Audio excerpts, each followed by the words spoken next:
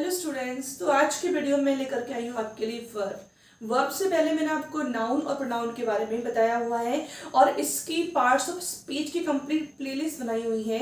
आप वहाँ जाके चेक कर सकते हैं और डिस्क्रिप्शन में नीचे लिंक भी दे रखी है, आप वहाँ जाके भी चेक कर सकते हैं। तो स्टार्ट करते हैं आज का वीडियो। देखिए, वर्ब जो है ना, वर्ब बहुत ही इंपॉर्टेंट पार्ट होती है।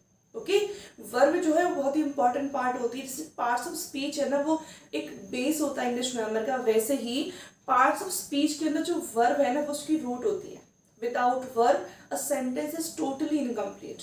ठीक है, तो देखिए वर्ब जो है ना, वो पहले स्टडी करेंगे व्हाट इज वर्ब, वर्ब होती क्या है। तो देखिए वर्ब को लेके बात करें तो a verb that indicates physical action, इसके बारे में अभी आपको बताऊंगी, मेंटल एक्शन और अ स्टेट ऑफ बीइंग।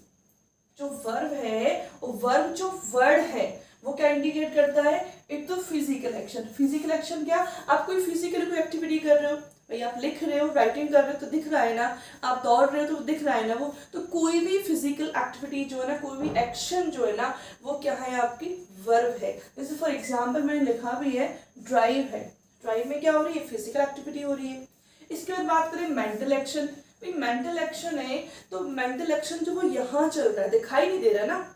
जैसे कि मैंने वर्ड लिखा थिंक, मैं थिंक कर रही हूँ, आई थिंक। ओके, तो थिंक जो है वो दिखाई नहीं दे रहा, लेकिन वो एक्टिविटी हमारे यहाँ हो रही है। क्लियर? आगे चलते हैं state of being. State of being होता है किसी भी चीज की अवस्था, किसी का होना या ना होना। ठीक है, वो क्या है? स्टेट ऑफ बीइंग है। तो ये तीन तरीके के पॉइंट्स आते हैं वर्ब के अंदर। एक तो आता है फिजिकल एक्शन, एक आता है मेंटल एक्शन एंड थर्ड आता है स्टेट ऑफ बीइंग। ठीक है, ये तीनों चीजें मिल करके क्या बनाती है? वर्ब। क्लियर? अब आगे चलते हैं वर्ब के काइंड्स के बारे में। यहाँ हम बेसिक काइंड्स पढ़ेंगे, लेकिन that is most important.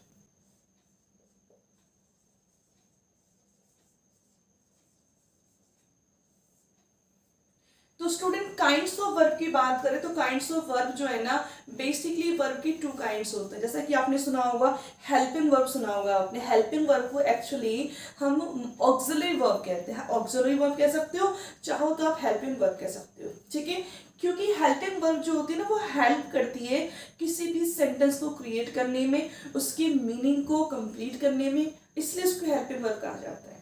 Clear? लेकिन इससे पहले इसमें एक वर्ब और होती है, वो होती है मेन वर्ब। तो ये बेसिकली मैं आपको चार्ट बना ही देती हूँ इसके कंप्लीट जो है। फर्स्ट जो काइंड होता है वर्ब का, वो होती है मेन वर्ब। सेकंड जो होता है वो होती है ऑक्सिलरी वर्ब। कौन सी वर्ब होती है? ऑक्सिलरी वर्ब होती है।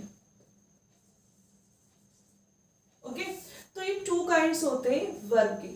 लेकिन बात करें मेन वर्ब और ऑक्सिलरी वर्ब, ये एक्चुअल में क्या होती है? आप जैसे कोई भी सेंटेंस अगर मेंटेन करते हैं, हम लोग सेंटेंस की बात करें, जैसे कि he is doing my work, he is doing my work. तो इस सेंटेंस के अंदर अगर बात करें तो दो वर्ब दे रखी है इसमें। दो वर्ब कैसे? एक तो इज है और एक डूइंग है। अब इज जो है ना, वो क्या है? हेल्पिंग वर्ब होती है और ये जो है वो मेन वर्ब होती है। इसलिए सेंटेंस के अंदर जब भी दो वर्ब्स होती है तो उनमें एक हेल्पिंग वर्ब होती है, एक मेन वर्ब होती है। लेकिन अगर किसी सेंटेंस में एक ही वर्ब दे रखी है और आप कंफ्यूज हो रहे हो कि ये वर्ब हेल्पिंग वर्ब है या मेन वर्ब है, तो किसी भी सेंटेंस में अगर सिंगल वर्ब है ना, तो वो वर्ब डेफिनेटली कौन सी वर्ब होती है? वो आपकी मेन वर्ब होती है, नॉट हेल्पिंग वर्ब। क्लियर? ठीक है, हेल्पिंग वर्ब मेन वर्ब की हेल्प से इस सेंटेंस की मीनिंग को कंप्लीट करती है। क्लियर ना? तो ऑक्सिलरी वर्ब को हम क्या कह सकते हैं? हेल्पिंग वर्ब भी कह सकते हैं। ओके, अब देखिए मेन वर्ब और ऑक्सिलरी वर्ब, इनके भी आगे काइंड्स दे रखे, उनको भी हम स्टडी करते हैं। तो मेन वर्ब की बात करें ना, तो मेन वर्ब जो है ये दो तरीके की होती है। फर्स्ट होती है transitive, transitive verb, and second होती है इंट्रांजिटिव वर्ब।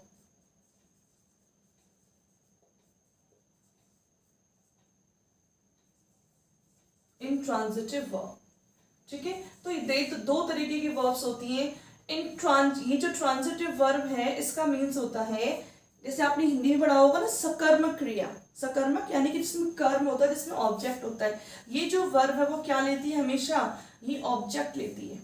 विदाउट ऑब्जेक्ट कभी नहीं आती। ऑब्जेक्ट हिडन भी हो सकता है, ऑब्जेक्ट आपको दिखाई भी दे सकता है। जरूरी नहीं कि ऑब्जेक्ट सेंटेंस में दे ही रखा हो, कभी कभी क्या होता है ऑब्जेक्ट नहीं होता है लेकिन फिर भी उसमें ऑब्जेक्ट कहीं ना कहीं इंटरनली अटैच्ड होता है।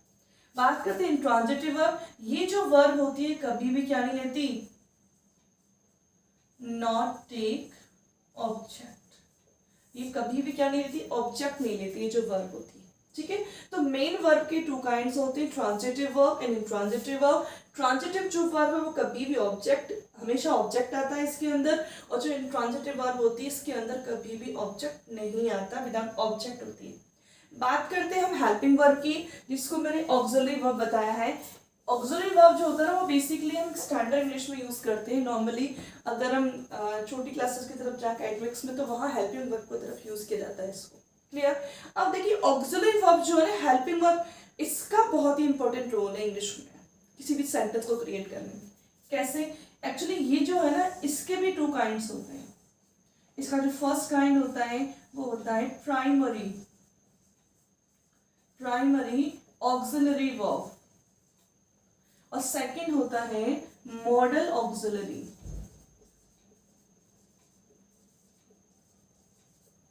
अब आप कहोगे प्राइमरी ऑक्सिलरी क्या होती है?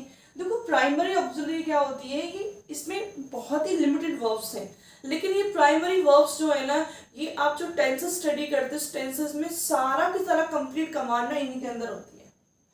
हम टेंसेस में जो स्टडी करते हैं ना वर्ब्स को, वो सारी कमांड प्राइमरी ऑक्सिलरी वर्ब्स की होती है। इसके अंदर बेसिकली तीन वर्ब्स आती हैं, डू, हैव एंड बी। ये तीन वर्ब्स होती हैं। इन तीनों वर्ब्स को ही हम डिटेल स्टडी की बात करें तो इसके अलग अलग फॉर्म्स क्रिएट हो जाती है। कैसे? जैसे डू है तो डू का डू बन जाता है डज और डिड।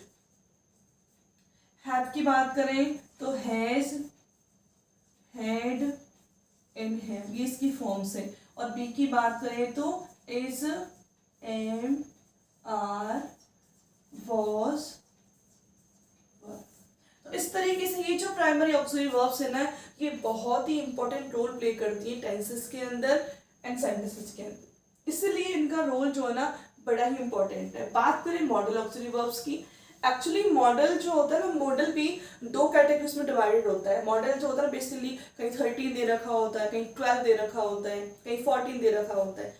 बेसिकली बात करें तो इसमें दो तरीके के मॉडल्स होते हैं। एक तो इसमें मेन जो मॉडल वर्ब्स होती है वो आती है, सेकंड जो होता है वो आता है इसमें सेमी मॉडल वर्ब्स आती है। ठीक है, अब इसको भी थोड़ा सा देख लेते हैं हम। इसके अंदर देखिए जैसे कि कैन है, could, shall, should, will, would, may, might and must। तो ये जो वर्ब्स है ना 1 2 3 4 5 6 7 8 9, ये जो वर्ब्स ये मेन मॉडल वर्ब्स होती हैं। आगे जो आती है आपकी सेमी मॉडल वर्ब्स हैं, जैसे कि नीड है, ought है, ओके। इसके बाद आपकी आती है ought है, नीड है, डेयर है। ठीक है, तो इस तरीके से इसमें सेमी मॉडल में अभी एक दो वर्ब्स और भी कभी कहीं पर हैव भी दे रखा होता है, हैव टू को भी मान लेते हैं यहाँ पर। ठीक है, तो इस तरीके से ये लगभग 13 14 की समथिंग मॉडल वर्ब्स होती है। तो ये है पूरा चार्ट आपका वर्ब्स का। आप चाहें तो इसका स्क्रीनशॉट ले सकते हैं, ओके। अगर आप इसको नोटबुक में नोट करते हैं देन ये आपके लिए बहुत ही बेनिफिशियल होगा। तो वर्ब का ये बेसिक डिस्क्रिप्शन है, बेसिक काइंड्स है जो हर बच्चे को इसके बारे में पता होना चाहिए। ठीक है, अगर आपको वीडियो बहुत पसंद आया है तो वीडियो को लाइक कर दें, शेयर कर दें एंड सब्सक्राइब करना तो बिल्कुल भी नहीं भूलें।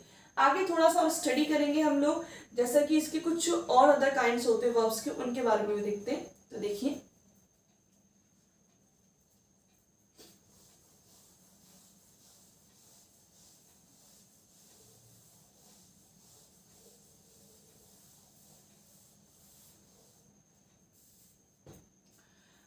अदर काइंड्स और होते हैं वर्ब के, और अदर काइंड्स ऑफ वर्ब के होते हैं इसमें वो मेन वर्ब के काइंड्स ही आते हैं। जैसे हम लोगों ने मेन वर्ब के भी काइंड स्टडी किए ना कि ट्रांजिटिव एंड ट्रांजिटिव, तो ट्रांजिटिव एंड ट्रांजिटिव के बाद मेन वर्ब के कुछ अदर काइंड्स और आते हैं जिनको हम स्टडी करेंगे।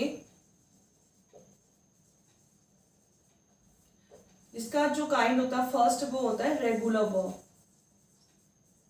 कौन सी वर्ब होती है? Regular verb.